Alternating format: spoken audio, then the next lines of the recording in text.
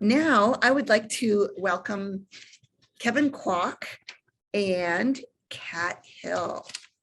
Kevin and Kat, would you turn on your videos? Some of you who are watching will recognize Kat and Kevin from our Young Onset Council. And they volunteered to join us today to talk about some of the embarrassing sides of Parkinson's, and specifically focusing on some of the physical embarrassments and the cognitive embarrassing moments. So perhaps we could start with physical, and I'd love to throw it out to the two of you. Tell us a little bit about how are the physical symptoms of Parkinson's embarrassing, and how have you handled some of those moments? Polly, before we dive into physical, I just wanted to say that when you have Parkinson's, almost everything can be embarrassing. The question is, what is embarrassing and what is shameful? And the key is to get over the shame and turn it into something where you can be sort of self-deprecating and make light of what it is. Because that's how I handled the embarrassing situation. Almost every month, something new seems to pop up physically or cognitively that we deal with. So that's my view, Kat. I don't know how you feel about that. Yeah, I agree. I think that we all have a choice about how we reflect about what's happening to our bodies. And I also think sometimes the things that we notice and we get embarrassed by, like I might worry that my tremor is really spilling things all over. It also, not everybody always notices it. We may feel more embarrassed than even people are noticing. So I think getting past shame is smart. I also think the word grace is really important in my days, that I accept that I'm different than I used to be.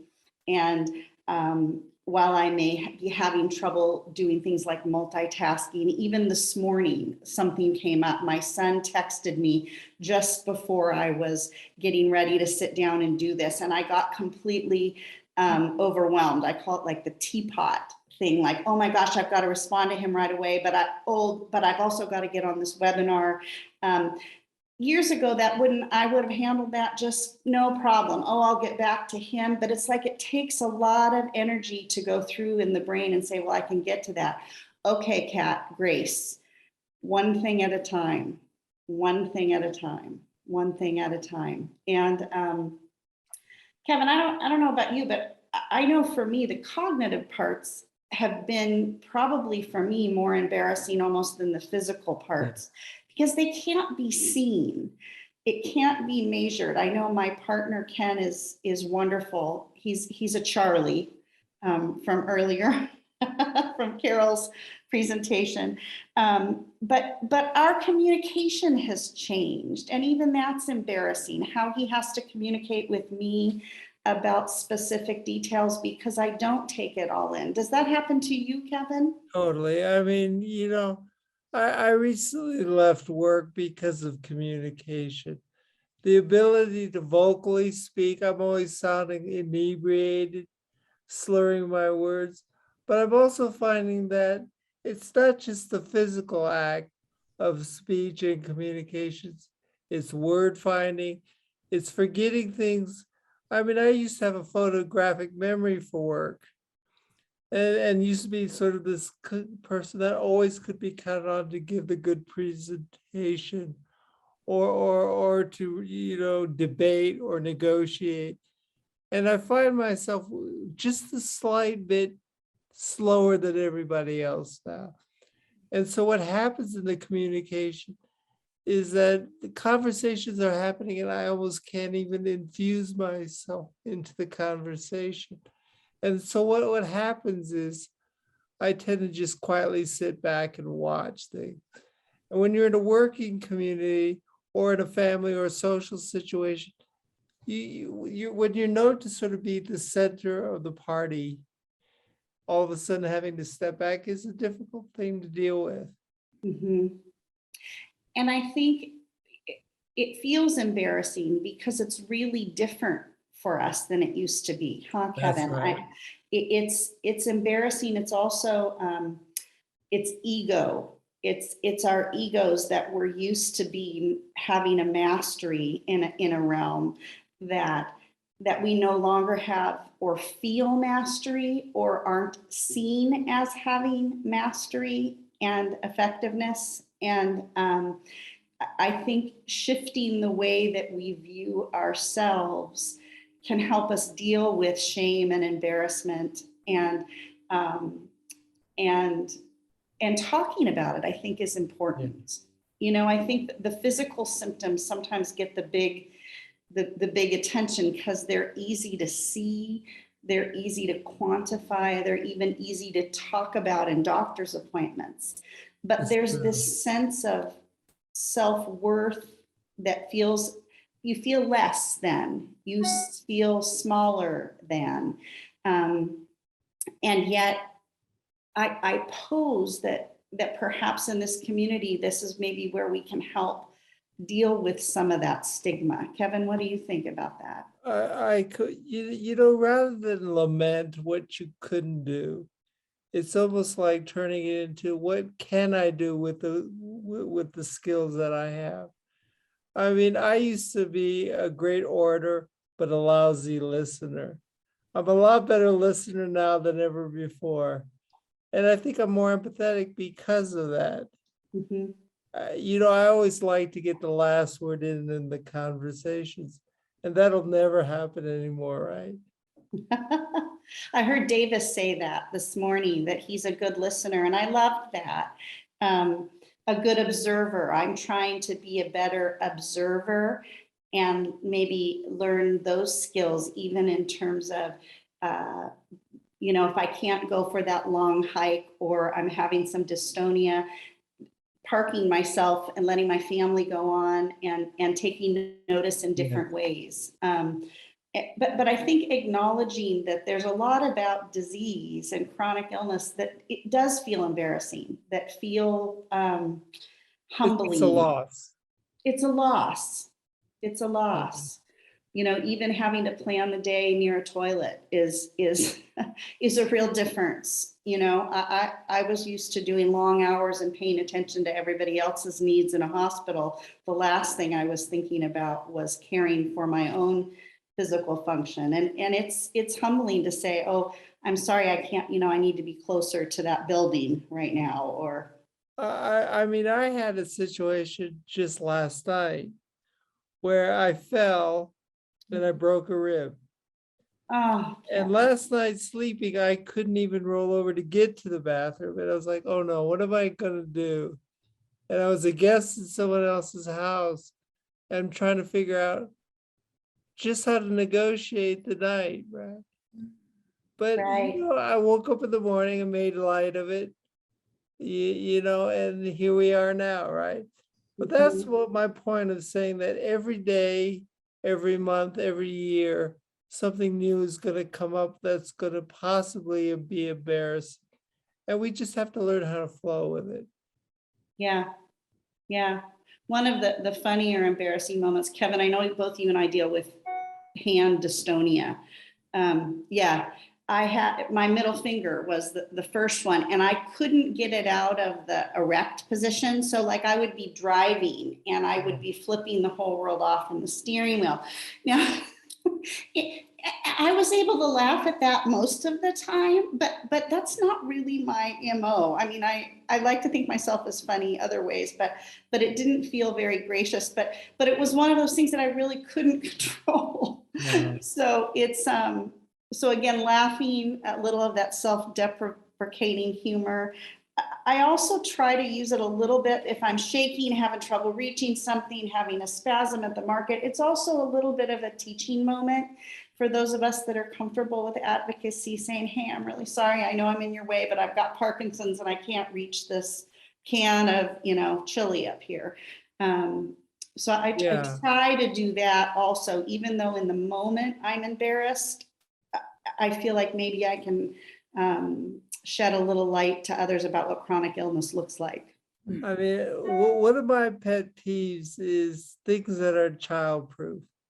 You know, they hand you childproof packaging, like a simple thing like getting a bag of pretzels on the plane. Yes. I used to almost want to cry when I get them. Now I just laugh and I hand it to the passenger next to me and say, "Can you open this for me?" Right? Yeah. Human proof. And that's human proof. But the key is the bigger theme is don't be afraid to ask for help. I think people need to know what they can't mind read what's going on either in their mind or physically. And if you're expecting them to, you'll only be disappointed. But if you reach out, you'll be surprised how many people do help. Mhm. Asking for help for me in the beginning was embarrassing Me too. because I was the helper. I was the Yeah. mom, the nurse practitioner, the wife, the daughter. That's very much what I identified with. See, as a male, I was the karate man, it's like Eddie Murphy used to say, I bleed on the inside, not on the outside. That's right. But all of that comes back to kind of that ego. And I think learning to have some flexibility and grow and some squishiness inside and accepting, I'm really bummed out that I can't open this pretzel package anymore. Or I am flipping off everybody at every stop sign. I notice. Maybe we can share enough here so that others can be a little bit more gentle on themselves in how they feel about their own symptoms. I actually have a humorous symptom that's been embarrassing for me during COVID. But thank God for masks, right? But what I find is that, more lately I've been salivating and drooling a bit more. But thank God we all have to wear masks, so you get this little thing catching it all the time. I'm sad we're going to have to get rid of those, hopefully as we get out of COVID, just joke. Yeah. Well, I think, and I think it's important too, in Edie's video, she touched on, being embarrassed sometimes to bring things up at the doctor's appointments. I think it's important if there's a symptom that's troubling us, drooling, dystonia, urinary dysfunction, bowel dysfunction, those may feel really embarrassing, but it really is also, sometimes there's some tools that can help us with them if we can be brave and bring them up at our appointments. So I encourage that too, as much as it's hard to say. That's why we're there. And here I like to link to this part of the mental wellness and health part of what we have. Mm-hmm. For the longest time, I sort of battled with impulse control issues. Some of it was based on, dopamine agonists. But I started seeing a neuro psychiatrist who and began this therapy conversation. And she actually told me that just straight dopamine replacement can cause that. Yes. So I started to feel like, hey, maybe some of these obsessions and things that I deal with. And to me, that was the hardest thing to come public with. Because now you're talking not about a physical ailment.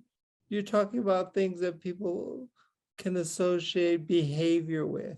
Mm-hmm. And to me, that was one of the more shameful elements of living with Parkinson's in the first several years. Right, and many of us are put on those agonists initially, and I know I had some struggles as well, and a great amount of shame around that for me, around food, around eating, and I think we have to be aware of those things and give people permission to talk about that a little bit, and partners also to watch some of those behaviors, and if they're noticing things to bring it up. Those are it's not just always the disease, right? Sometimes it's side effects from our treatments that we have to watch out for. That's right. How did you all, Kevin, you started this session talking about shame and moving away from shame, and you're talking about using humor and bravery. How how did you all navigate that part of moving from shame to acceptance, bravery, humor? It's a good question. You know, it doesn't come always automatic. It's something that I think you constantly have to be reminding yourself that things could be far worse, and it's not as bad as it seems.